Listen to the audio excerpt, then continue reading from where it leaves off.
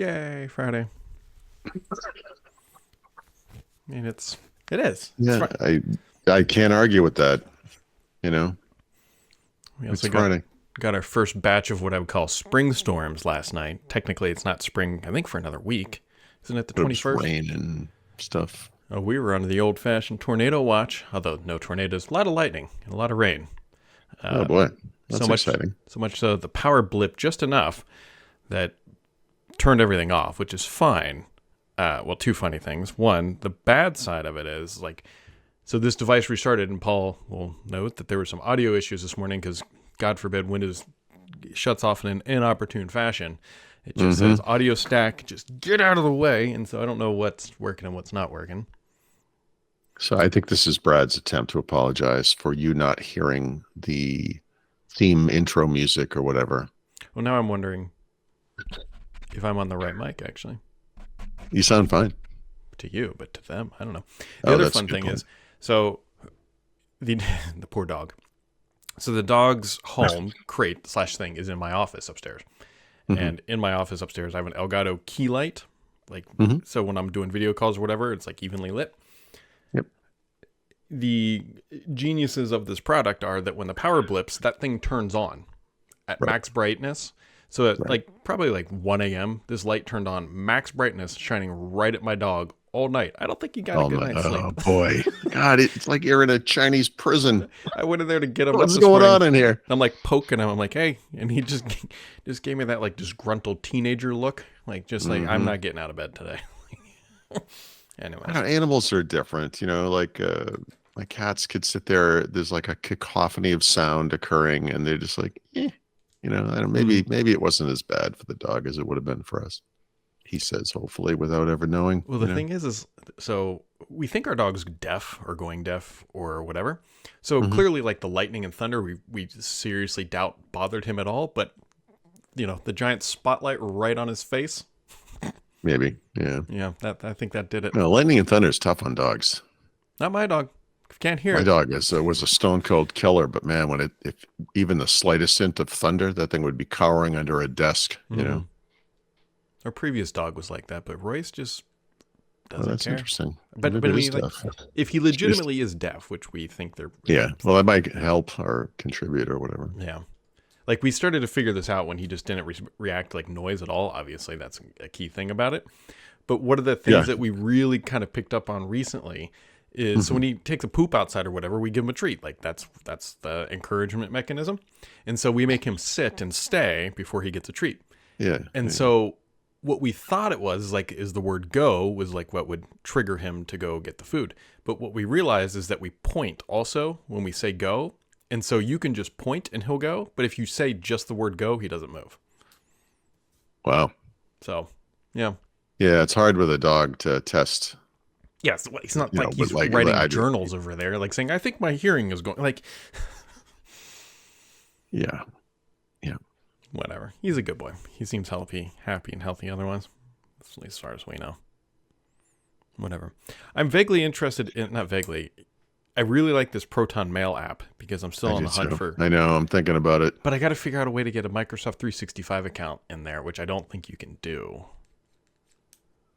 And I mean, you might be able to wire it up through some odd mechanism, but I mean, I need to be able to just do it myself. I can't involve Stardock IT to get my account. So I don't do this you're talking about a commercial account. Yeah. So I don't do this with my commercial Microsoft 365 account, but I do have several other emails wired through my Gmail account. And it's just basically you forward all the mails, and then in Gmail, you can configure it to send mail as that thing. And more importantly, not just to do that, but when you get an email from that account and reply to it, it will automatically use that account, right? That's the smart bit of it. I suspect with Microsoft 365, there are probably controls that might prevent you from doing what I just described. I'm almost positive there are. Organization could enable that. But I bet you can. I mean, technically, I would think you could. Yeah, but we have anti-forwarding stuff. Well, so, that's what I mean. Yeah, if it comes exactly, through a service like that, it literally says this might be fake or something on the front, or this might be compromised. Well, remember, I don't remember what service it was, Microsoft or Google, but it would say you could send an email that would say on behalf of, Yeah. and Yep. it's like, no. It has to look like it. I mean, it has to come from that account. It can't be sort of from that account. No. So you probably have data protection concerns at Something work or other, that yeah. might prevent this, but yeah. Other things that are happening. Google I/O announced that it'll be held May 14th, although this is a slightly different version, I guess, sort of, because there's not many in-person side of it. It's mostly digital. Yeah. Well, I guess it's working for them. I mean, Yeah. they have that one big bang event keynote. They'll be like Pixel and whatever and other announcements. It's going to be a lot of AI, obviously. But they are having, I don't remember the number, but over 100 sessions and whatever. I mean, I don't know. It's going to be all about I'd the love to go to Gemini. a Google event in a way, right? But it's I think it's fully, well, at least for people on the outside, it's fully enjoyable or doable from the out, virtually. I think they spent half their budget on cute animation transitions, which they do exceptionally well. That's true. Their videos are always good. Mm-hmm. Yeah. Hey, I mean, that's kind of it, right? Like there's... Yeah. I just, yeah.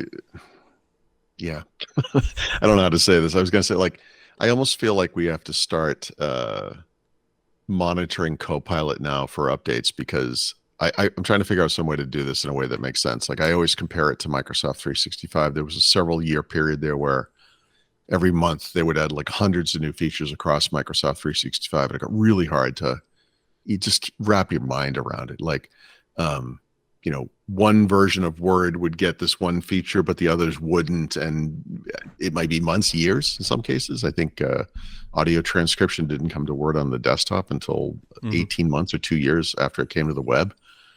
And then, of course, Teams happened. And Teams was like that for 2-3 years there. Right? I mean, it was crazy. And I feel like we've entered that phase with CoPilot. And I'm trying to figure out, like, I got to figure out a way to kind of keep track of this. Like, you almost want to, you need like remember there used to be a site called Watching Microsoft Like a Hawk. Do you remember this? my gosh. Right? Yeah. A million years ago. You almost need something like that for, well, when you were at Petri, didn't you do a Microsoft 365 feature tracker kind of a thing? Yep. Yeah, you almost need something like that for CoPilot. It's the same weirdness, like meaning there are features that are in some places but not others, right? So the best example is those custom GPTs and also your ability as a paying customer to create your own are on the web. And I'd have to go look. I don't remember everywhere. Are they on mobile? I don't know. Are they in the Edge sidebar? I actually don't know. I know they're not in Windows. But you can add plugins in Windows. It's a little confusing to know where we are in time with features, So anyway, it's going to be a test of anybody's sanity to try to track that. Yeah, and I think I might just be insane enough to take it on. Say if there's a man for the job. Yeah, you got it. Exactly. I mean, I'm already off the deep end of the pool here. I mean, I don't know. I'm trying to figure out. Yeah, like what that could look like. I don't know. Maybe it's like not every day, but maybe every week or something. Like a little This Week in CoPilot kind of a thing. I don't know. Yeah. I don't know. I really don't know. I do things like I did an episode of Hands on Windows. Or I did, a few of them, but I basically just had to say, I don't remember where things were the last time we talked about this. I don't even, so here's some of the newer stuff. I mean, I probably missed some things. It's just the way it is. Like, it's hard to. Oh, yeah, because it's moving almost weekly, especially if you look at the placement of the CoPilot button itself on the desktop. Remember they were and probably still are testing the ability to take the CoPilot pane and make it a floating window? Yes. That's not in the product, not in stable, but I bet I bet it's still coming. Yeah. It's weird, and that's the other thing, right? With Microsoft now? Well, I mean, I don't know. They tested for like 2 seconds moving the CoPilot button to a different place on the taskbar. And then they were like, let's just ship it in stable, like that happened really quick. And then there's other things like it's no longer like a snapped sidebar that takes over the desktop. Like it can kind of overlay windows now. Like it's a, I don't know what you call it, like an overlay, I guess. And you can toggle it between the two states. Like that one, they actually tested for a little while. Like they weren't like, yeah, we'll see, And then, but the button thing, they're like, yeah, no, let's just move it. It's like you don't even, we could wake up tomorrow and the floating window thing is there. It doesn't seem to be tied to anything. It's weird how these things kind of occur. GPT-4 Turbo, right? There's no blog post about this. There's no explanation of why they did it. Who's going to see it where, blah, blah, blah. But they just did it. And some guy tweeted about it. And that's how they announced custom GPTs. Like, that's a big feature. Like, why wouldn't you talk about that stuff? So I just opened CoPilot because, why not? Why not? I know. Because you look at it, you're like, oh, God, it's different.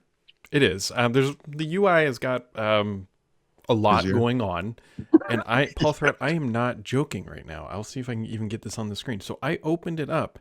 Yeah. And it gives you suggestions about like what you can ask. Yeah. Let me open Paint so I can paste this in here. Can you see what this says, Paul Thurrott?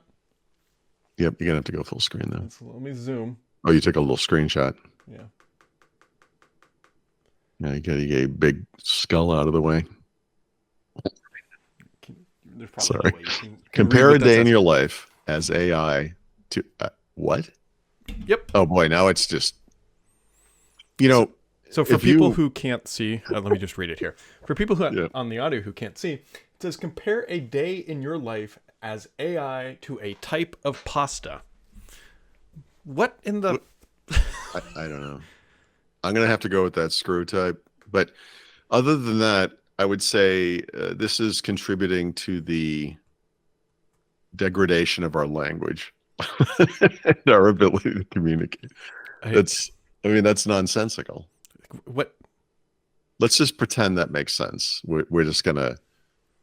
Pretty soon it's just gonna communicate in emojis. Write me a story about a princess in a faraway land. It's gonna say smiley face, fiesta, whatever the little emoji things are. I don't. I know. I don't know what to tell you. I don't know. If I told you that's what Microsoft was suggesting I do with their $10 billion investment into OpenAI, hit this thing. Hit the data center with that little query. Bring the whole thing down to a crawling halt. Look, I'm going to go kill a capybara here by asking what my day in the life of pasta would be. Oh, boy. Yeah, exactly. Yeah. Good weekend.